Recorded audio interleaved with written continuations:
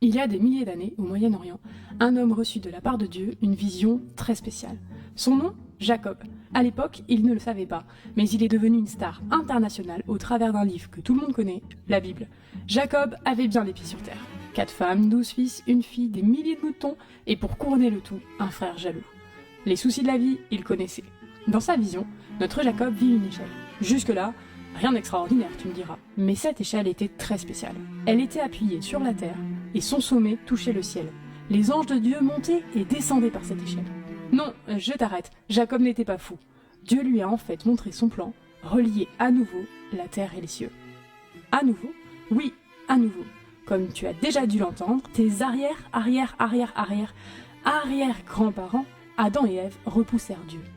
Dans leur désobéissance, ils rejetèrent celui qui les avait créés.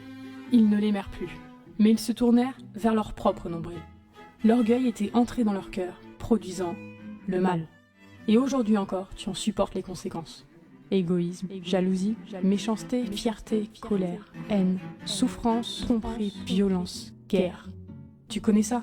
Certainement. C'est ce que produit ce mal ancré dans nos gènes depuis des millénaires. Mais revenons à notre Jacob. Pas si fou celui-là. Une échelle a bien été dressée entre l'homme et les cieux. Une échelle de réconciliation verticale. Comme Jacob, Dieu a connu les souffrances de la vie. Il s'est fait homme, dans un corps comme le nôtre. Il a vécu une vie tournée à 100% vers nous. Il fut le premier à n'avoir commis aucun mal. Il a démontré son amour toute sa vie, en aidant, en guérissant, en instruisant, en pardonnant, en souffrant, en mourant. Lui qui n'avait jamais commis de faute, il fut condamné comme le pire des criminels, à la croix. Mais alors qu'il mourait, une échelle commença effectivement à se dessiner dans le ciel pour l'humanité. Cette mort horrible faisait partie du plan divin.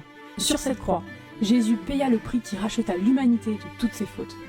Par cette mort, enfin un pardon devient possible pour tous.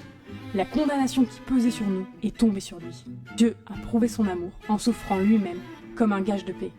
L'échelle est dressée. Depuis plus de 2000 ans, l'appel vertical retentit comme une main tendue du ciel. Il crie « Demandez mon pardon, abandonnez le mal !» Désormais, la paix est possible. L'homme qui croit en ce qu'a accompli Jésus et qui demande alors pardon à Dieu pour sa vie, reçoit ce pardon. L'Esprit de Dieu vient alors en lui et tout redevient nouveau. Paix, joie, bonheur, amour s'installent miraculeusement dans son cœur. Sa vie prend un nouveau sens, un nouvel horizon. C'est une nouvelle naissance. Jacob avait vu juste.